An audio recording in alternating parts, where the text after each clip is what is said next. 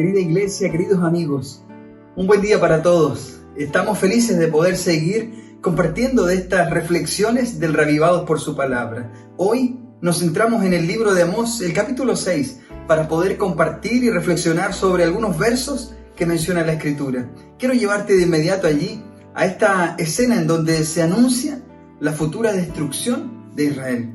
Leo para ti algunos versos. El primero de ellos dice así: Hay de los que reposan en Sión, de los que confían en el monte de Samaria, los notables y principales entre las naciones, a quienes acude la casa de Israel. Mira qué interesante cómo allí comienza a describirse algunas de las personajes principales que en aquel tiempo moraban y que decían ser hijos de Dios.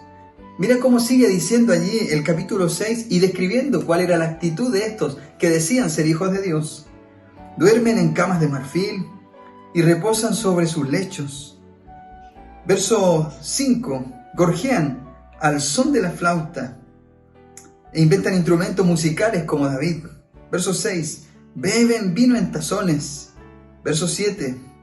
Por tanto, ahora irán a la cabeza de los que van a la cautividad.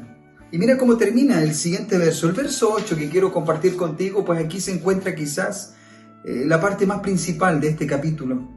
Dice allí: Jehová el Señor juró por sí mismo. Jehová, Dios de los ejércitos, ha dicho: desprecio la grandeza de Jacob, aborrezco sus palacios. Entregaré al enemigo la ciudad y cuanto hay en ella.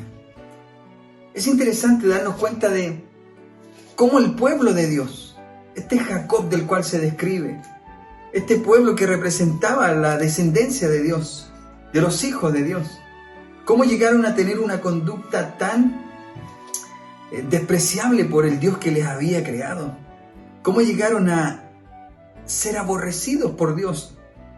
Eso es lo que dice la palabra de Dios en esta hora, haciéndonos entender que Dios no condena al pecador, sino el pecado.